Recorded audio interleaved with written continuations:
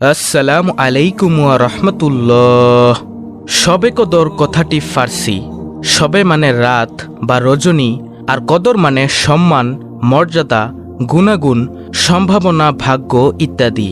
অর্থাৎ শবে কদর অর্থ হল মর্যাদার রাত বা ভাগ্য রজনী। শবে কদরের আরবি হল লাইলাতুল কদর তথা সম্মানিত রাত। যে রাতে পবিত্র কোরআন নাজিল হয়েছে সে রাতই লাইলাতুল কদর। আল্লাহ তাআলা বলেন, নিশ্চয়ই আমি কোরআন নাজিল করেছি মর্যাদাপূর্ণ কদর রজনীতে। প্রিয় দর্শক, আপনি কি জানেন মহিমাময় কদর রজনী কি? মহিমান্বিত কদর রজনী হল হাজার মাস অপেক্ষা উত্তম।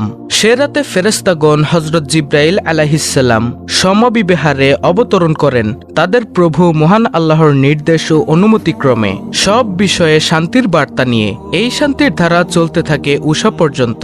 হযরত মুহাম্মদ সাল্লাল্লাহু আলাইহিসসালাম তার উম্মতকেও রমজানের শেষ দশকে কদরের রাত অনুসন্ধান করতে নির্দেশ দিয়েছেন। হযরত আয়েশা রাদিয়াল্লাহু আনহা থেকে বর্ণিত, হযরত মুহাম্মদ সাল্লাল্লাহু আলাইহিসসালাম বলেছেন, তোমরা রমজানের শেষ দশকের বেজর রাতে লাইলাতুল কদর অনুসন্ধান করো। সহিহ বুখারী ও মুসলিম শরীফের হাদিস। রমজান মাসের ২৭ তারিখের রাতে শবে কদর হওয়ার ব্যাপারেও বর্ণনা হয়েছে। হযরত মুয়াবিয়া বিন আবু সুফিয়ান রাদিয়াল্লাহু আনহু থেকে বর্ণিত, হযরত মুহাম্মদ সাল্লাল্লাহু আলাইহিসসালাম বলেছেন, কদরের রাত হল ২৭-এর রাত। সুনানে আবু দাউদ শরীফের হাদিস। হযরত আবু হুরায়রা রাদিয়াল্লাহু আনহু থেকে বর্ণিত, রাসূল সাল্লাল্লাহু আলাইহিসসালাম বলেন, যে ব্যক্তি বিশ্বাস ও নিষ্ঠার সঙ্গে কদরের রাতে নামাজ আদায় করবে, আল্লাহ তাআলা তার পেছনের সব পাপ মার্জনা করবেন। সহিহ বুখারী ও মুসলিম শরীফের হাদিস। প্রিয় নবী সাল্লাল্লাহু আলাইহিসসালাম রমজান মাসে বেশি বেশি কোরআন তেলাওয়াত করতেন। কদরের রাতে তেলাওয়াতের পরিমাণ আরও বাড়িয়ে দিতেন। হযরত ফাতেমা রাদিয়াল্লাহু আনহা থেকে বর্ণিত, তার পিতা তাকে বলেছে, প্রতি রমজানে জিবরাইল আলাইহিসসালাম একবার কোরআন তেলাওয়াত করে শোনাতেন, কিন্তু মৃত্যুর বছর তিনি তাকে দুবার কোরআন শোনান। সুনানে বাইহাকি। প্রিয় দর্শক, এখন আমরা জানব শবে কদরের নামাজের নিয়ত। শবে কদরের নামাজের নিয়তটি হল, নাওয়াইতু আন উসাল্লিয়া লিল্লাহি তাআলা রাকাআতাইস সালাতি লাইলাতুল কদর নাফলি মুতাওয়াজ্জিহান ইলা জিহাতিল কাবাতিশ শরীফাতি আল্লাহু আকবার। প্রিয় দর্শক, এই নিয়তটির অর্থ হল, আমি কাবামুখী হয়ে আল্লাহর সন্তুষ্টির জন্য শবে কদরের 2 রাকাত নফল নামাজ পড়ার নিয়ত করলাম। আল্লাহু আকবার। এখন হচ্ছে শবে কদরের নামাজের নিয়ম। প্রিয় দর্শক, এই রাতে বিশেষ কোনো নামাজের নিয়ম নেই। 2 রাকাত করে নফল নামাজ আদায় করতে হবে। যত খুশি নামাজ পড়তে পারেন। আল্লাহর সন্তুষ্টির জন্য কোরআন তেলাওয়াত করবেন, জিকির, দোয়া, ইস্তেগফার পড়বেন, তওবা করবেন। বেশি বেশি করে সূরা কদর ও সূরা ইখলাস পড়তে পারেন। নামাজ শেষে একটি দোয়া কমপক্ষে 100 বার পড়তে পারেন। দোয়াটি হলো, সুবহানাল্লাহি ওয়ালহামদুলিল্লাহি ওয়ালা ইলাহা ইল্লাল্লাহু আল্লাহু আকবার লা হাওলা ওয়ালা কুওয়াতা ইল্লা বিল্লাহিল আলিয়্যিল আযীম। শবে কদরের রাতে মুহাম্মদ সাল্লাল্লাহু আলাইহিসসালাম বেশি বেশি দোয়া করতেন এবং আল্লাহর দরবারে ক্ষমা প্রার্থনা করতেন। হযরত আয়েশা রাদিয়াল্লাহু আনহা থেকে বর্ণিত, তিনি বলেন, আমি রাসূলুল্লাহ সাল্লাল্লাহু আলাইহিসসালামকে বলি, কদরের রাতে আমি কি বলবো? তিনি বলেন, তুমি পড়বে, আল্লাহুম্মা ইন্নাকা আফউন তুহিব্বুল আফওয়া ফাফু আন্নি। এর অর্থ হলো, হে আল্লাহ, আপনি ক্ষমাশীল, আপনি ক্ষমা করতে পছন্দ করেন, সুতরাং আমাকে ক্ষমা করে দিন। সুনানে নাসাই। প্রিয় দর্শক, এখন আমি আপনাদেরকে জানাবো শবে কদরের রাতে যেভাবে আমল করবেন। পবিত্র শবে কদরের রাতে প্রথমে গোসল করে পরিষ্কার পোশাক পরিধান করুন। তারপর এশার নামাজ আদায় করে নিন। এরপর রাত 12টার আগ পর্যন্ত কোরআন পড়তে পারেন। বেশি বেশি নফল আর হাজতের নামাজ আদায় করুন। রাত 1টা থেকে 2টা পর্যন্ত জিকির করতে পারেন, যেমন সুবহানাল্লাহ, আলহামদুলিল্লাহ, আল্লাহু আকবার 100 বার করে, অর্থাৎ সুবহানাল্লাহ 100 বার, আলহামদুলিল্লাহ 100 বার, আল্লাহু আকবার 100 বার পড়তে পারেন। তারপর লা ইলাহা ইল্লাল্লাহ 200 বার। তারপরে ইস্তেগফার, আস্তাগফিরুল্লাহ কমপক্ষে 500 বার, যত বেশি সম্ভব হয় পড়তে পারেন। তারপরে নবীজির উপর বেশি বেশি দুরূদ পড়তে পারেন, আপনি যেই দুরূদ পারেন। তারপরে পাঠ করবেন সুবহানাল্লাহি ওয়া বিহামদিহি কমপক্ষে 100 বার। তারপরে আপনি পাঠ করবেন লা ইলাহা ইল্লাল্লাহু ওয়াহদাহু লা শারীকা লাহু লাহুল মুলকু ওয়া লাহুল হামদু ওয়া হুয়া আলা কুল্লি শাইইন কাদির। এটি কমপক্ষে 100 বার। তারপরে পাঠ করবেন দোয়া ইউনুস, লা ইলাহা ইল্লা আনতা সুবহানাকা ইন্নী কুনতু মিনাজ জালিমিন। যত পারেন পড়তে পারেন। তারপরে আপনি পাঠ করবেন সুবহানাল্লাহি ওয়া বিহামদিহি সুবহানাল্লাহিল আযীম। এটি কমপক্ষে 100 বার পড়বেন। তারপরে পাঠ করবেন লা হাওলা ওয়ালা কুওয়াতা ইল্লা বিল্লাহ, বেশি বেশি পড়তে পারেন। তারপরে পাঠ করবেন সূরা ইখলাস, যত বেশি পারেন পড়তে পারেন। তারপরে আপনি পাঠ করবেন সাইয়্যিদুল ইস্তেগফার।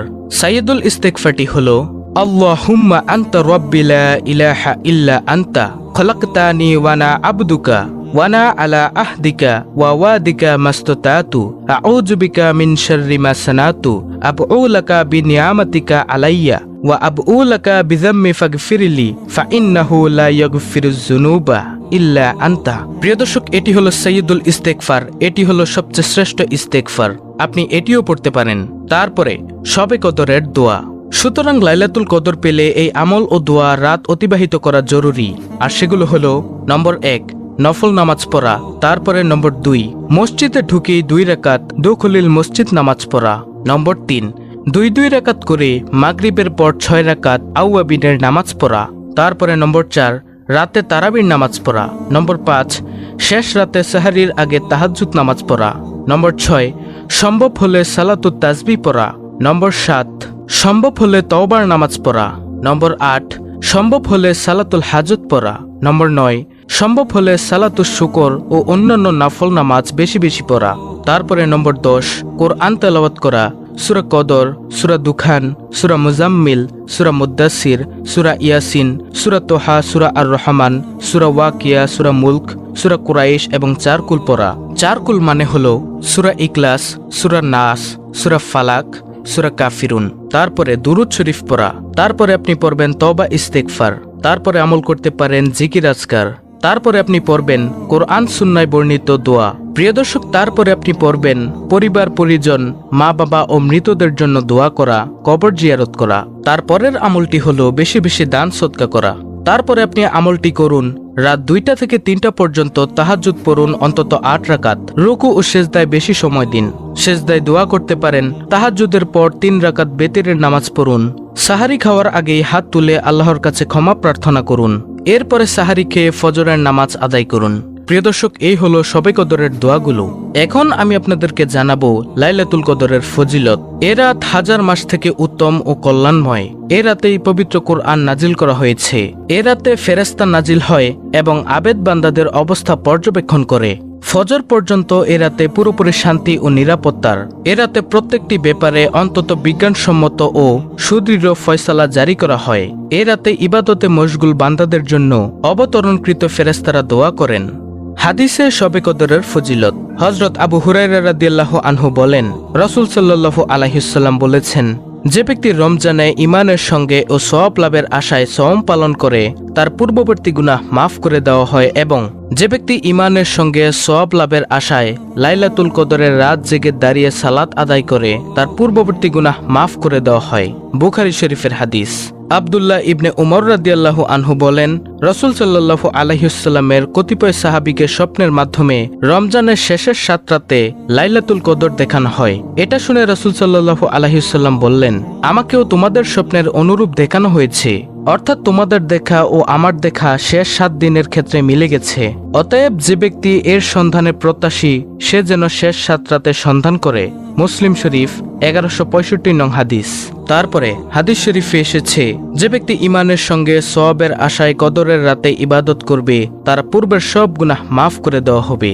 মুসলিম শরীফের হাদিস, হাদিস নং 760। বুখারী শরীফের হাদিস, হাদিস নং 2014। গুনাহ মাফ। যে ব্যক্তি লাইলাতুল কদরে ঈমান সহকারে ও আল্লাহর কাছ থেকে বড় শুভফল লাভের আশায় ইবাদতের জন্য দাঁড়িয়ে থাকবে তার পিছনের সব গুনাহ মাফ হয়ে যাবে। বুখারী ও মুসলিম শরীফের হাদিস। এ রাতের কল্যাণ থেকে একমাত্র হতভাগ্য লোক ছাড়া আর কেউ বঞ্চিত হয় না। ইবনে মাজাহ ও মিশকাত।